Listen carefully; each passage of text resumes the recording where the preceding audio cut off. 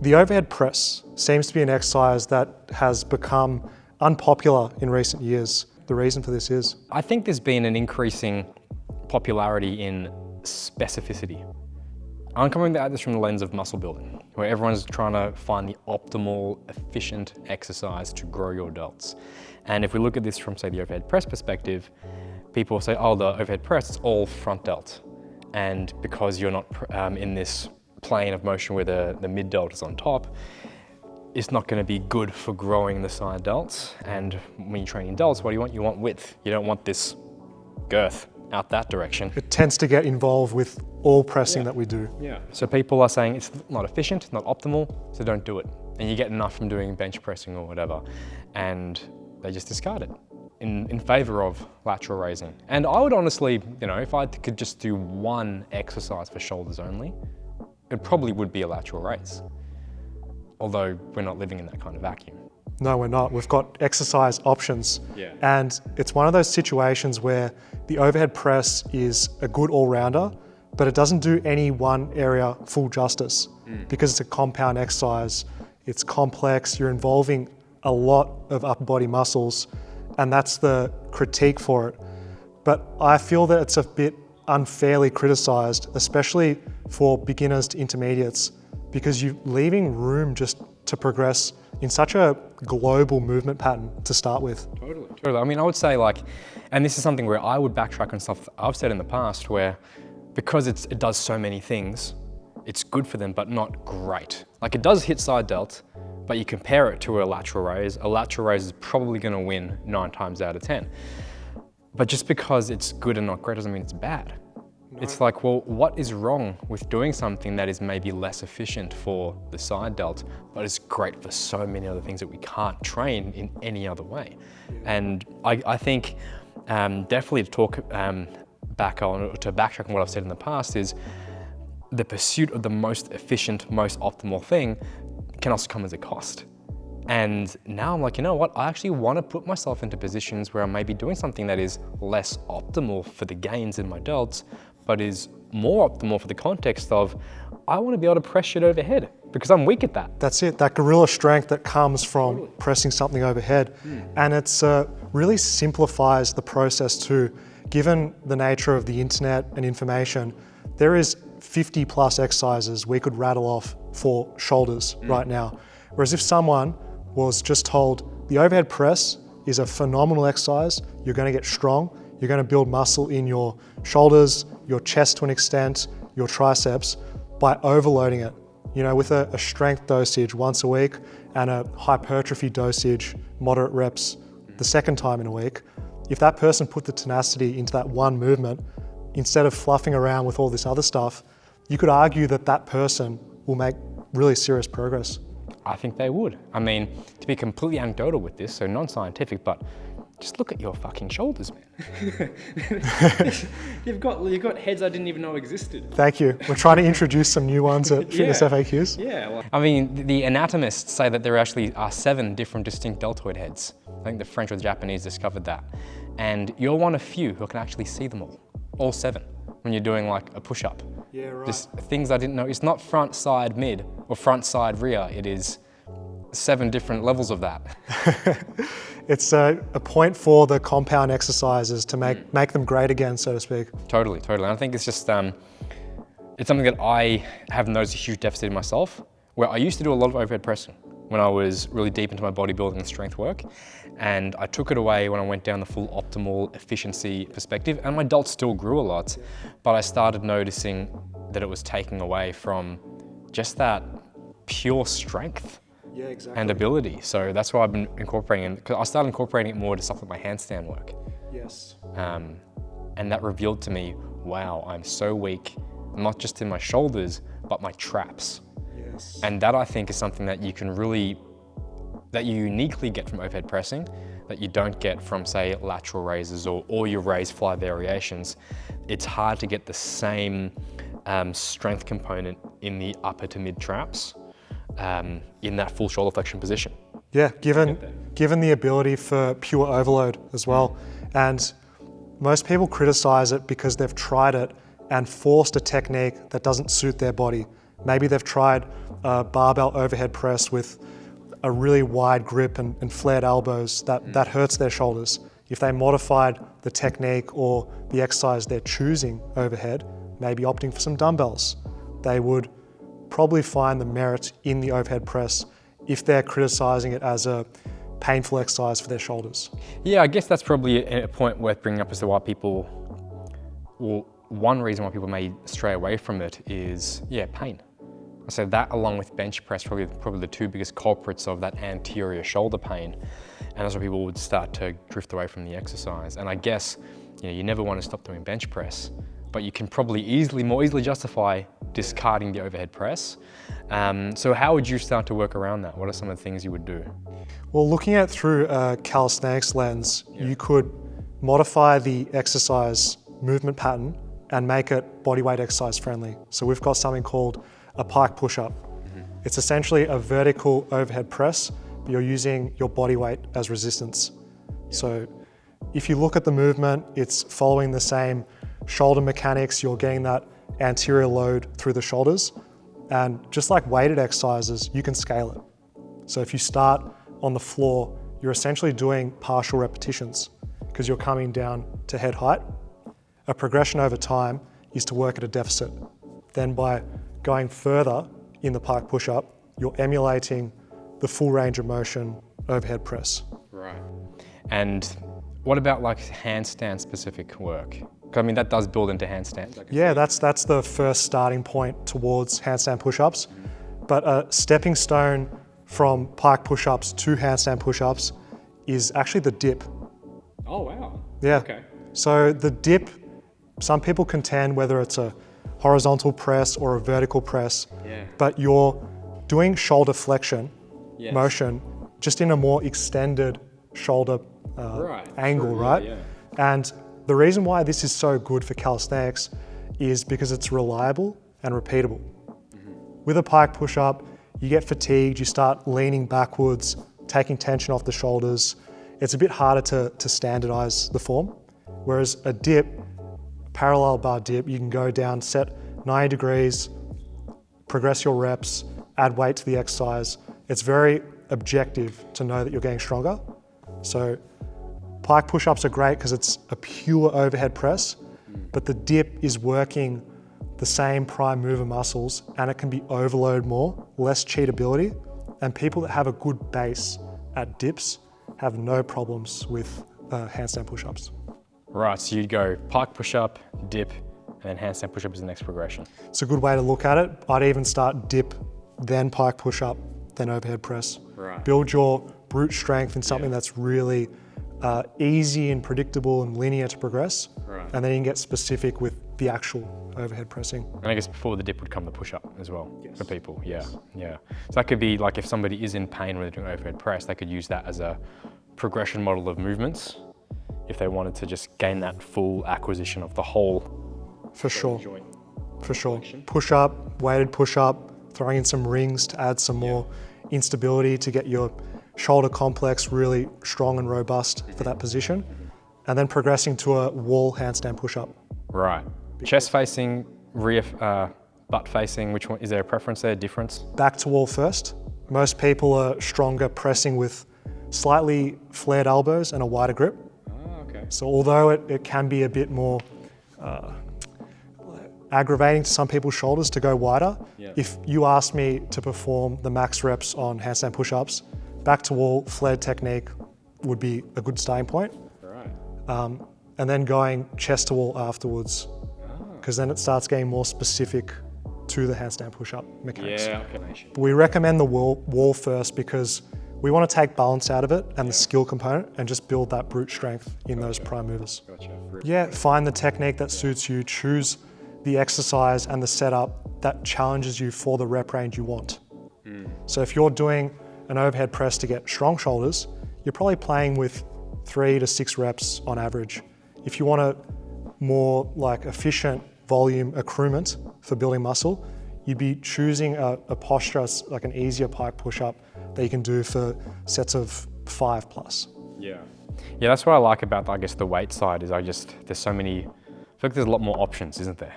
There is. As you've seen, that's the primary overhead presses. Yeah. You'd start getting some more gimmicky stuff, but those are the key compounds with calisthenics. Yeah. Whereas for like weights, you have dumbbell, barbell, obvious, standing, seated. You have a slight incline as well. It helps us put you into a slightly more diagonal path, similar to a pike push-up or a wall handstand either.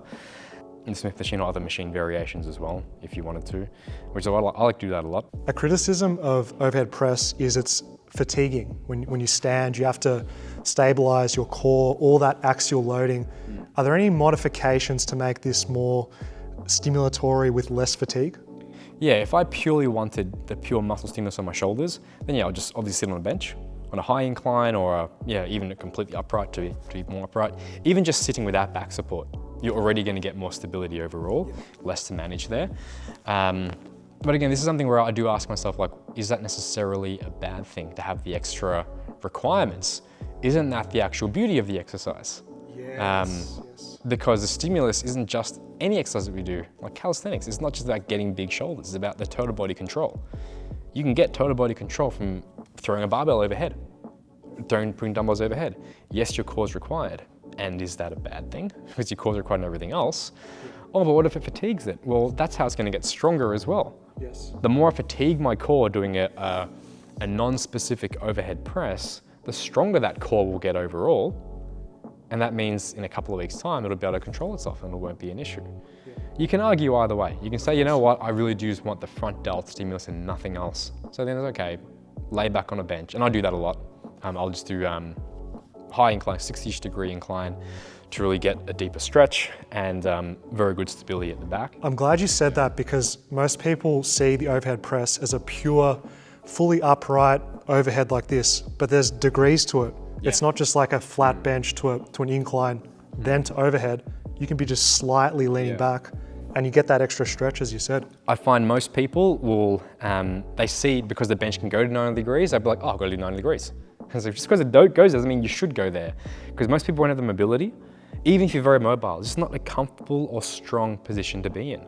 It's almost like if you've got dumbbells or bells in your hand, when you're completely upright, you almost start replaying like a behind neck press. Yes. Which isn't bad, it's not dangerous, but it's something that's very, very weak. And if you're trying to strengthen your shoulders, having the dumbbells slightly in front of you or the barbell or even just your arm path slightly in front of you, much better leverage, much stronger. And it does allow you just to create a little bit more space through the shoulder joint to press. So yeah, I'm a huge, huge fan of like that high 65, 75-ish degree for shoulders overall. And you will find, you get a much deeper stretch in the front delt because you can get more into that shoulder extension position and back up into flexion as well. What global form cues would you give to maximize hypertrophy and minimize joint stress? It would be about trying to make the exercise itself as hard as possible. Very basic things, slowing things down as much as you can, between like 2 to 5-ish seconds on the way down, adding in an extra 1 to 3 second pause in the stretch position, just to help to limit the overall load that you need without sacrificing stimulus on the tissue. We're still trying to lift as heavy as we can, which that little limit there makes a huge difference in ramping up stimulus without also concurrently ramping up fatigue levels. You don't have to lift as much weight. Doesn't mean you're not going to get strong. If you add 20 pounds to it over time, you're still stronger. Another reason with overhead press where it tends to get critiqued or people don't do it, slow progress. Yeah. It's notorious once you get to a certain point, the time investment and effort to get an extra 2.5 kilos or an extra 2 reps, it just takes months. And I feel that myself included, we want that gratification that our progress is paying off, but you just get beat down by the overhead press. It's there, it's still hard. It's like, oh, I did 7 reps. I did 7 reps again this week at the same weight. And yeah, just mentally understanding that the hard work will pay off more long-term.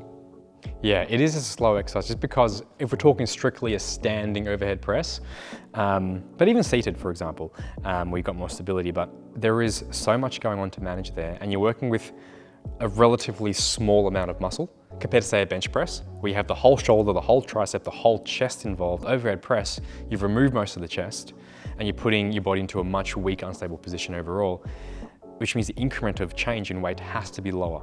You might be able to add on 5 kilos over 2 months to your bench press. That same 5 kilos or relative percentage change on overhead press could be a few months, which is, yeah, it's annoying.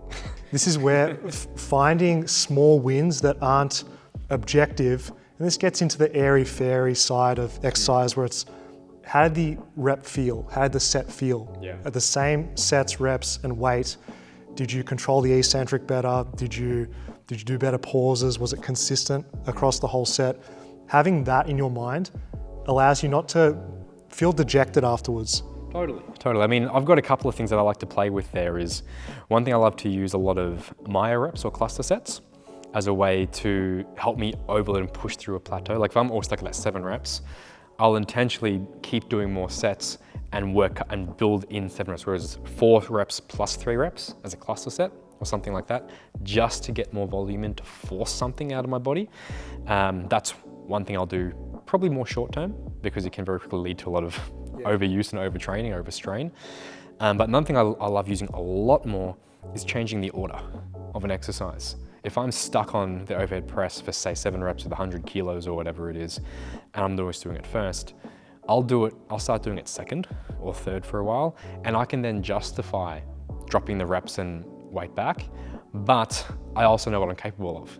Like I know I can do 7 reps with that weight or whatever, so I push myself to get there. And because I've already reached that block in the past, I'm more inclined to get there more easily, even though I'm coming into it second or third exercise in a fatigue state. I'm a bit more motivated because like I know I can get there. Just a little bit of fatigue, I'll get through it. And then when I can do the same reps and weight as a second or third exercise, when I come back to and put it first, I'm like, this should be easy. I love those strategies because you can still keep standardized technique, high quality, keeping it in overhead press. Whereas if you're like, no, this week I'm just gonna brute force progress, chances are you're gonna start doing a high incline, arching, maybe a little leg drive as well. Yeah, so it's different ways to justify or to train around the stubbornness that I have of saying I just want to cheat. But even doing something like a single arm dumbbell press. I like just doing a standing single arm dumbbell press to add the instability and add that cross body control, which I'm trying to think for calisthenics what you would do. A single arm handstand push-up. It's too much. It's too much, yeah. How would you scale, would there be a scale equivalent for that? If I'm trying to get the instability of a 1-arm dumbbell press standing, because you know how that's challenging your entire chain. No one watching this will be strong enough to warrant that's for sure. Until people can do 20 plus reps of full range handstand push-ups with a wall, it's not even a point of discussion because you'd need such a surplus of strength in 2 arms to even play with 1 arm, let alone instability in the mix. So yeah, not sure about that, but yeah, with weights, you've got the ability to do it unilaterally. What are the benefits of doing it single arm? Well, I look at this from my own personal perspective is I'm incredibly weak and unstable on my left arm. This is more of a personal anecdote, but as soon as my arm gets to around here-ish, I feel like I just lose control over it. Very strange. With the weight, like this feels fine, but with the weight and hand, I just lose a lot of something here. If you might serratus or whatever, just feels unsupported. Now, when I'm doing a barbell or a fixed implement, I don't notice it. Yeah, because you're fixed in place. Yeah, but the second you put me into even dumbbell pressing with both arms, I don't notice it as much. But you put me in just to 1 arm, my brain is focused just on this one hand. I'm like, oh my God, there is something here where my body is just not working the way that it should. It's that 90-90 tends to be a quite unstable position for the shoulder.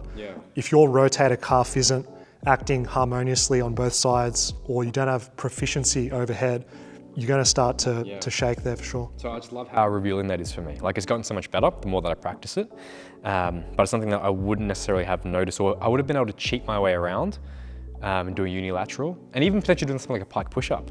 I would have been able to cheat my way out of it and not notice. I was doing some handstand drills. I can do a handstand hold and it's not an issue whatsoever. But the second you get me doing like a wall tap kind of movement, the second I've got to move, I've got to work from this hand, I lose it. I'll pick it up very quickly after a few sets, but the first, like, oh my God, I just don't have the stability, the strength, even just the motor coordination. And I won't get enough exposures by doing pure bilateral stuff, two-handed stuff all the time. So single arm things really ramps it up a lot for me. Which is, again, that's a very personal story that people may not necessarily then have that issue. But it's nice to know that if you're getting some instability as you are, if they're getting some pain, it's not a position to completely avoid. Oh no. You go to any physio rehab specialist, they won't discard that painful position. They will modify it so that it is tolerable for you, build the load capacity, and a dumbbell might be a good choice with the example you gave. Yeah.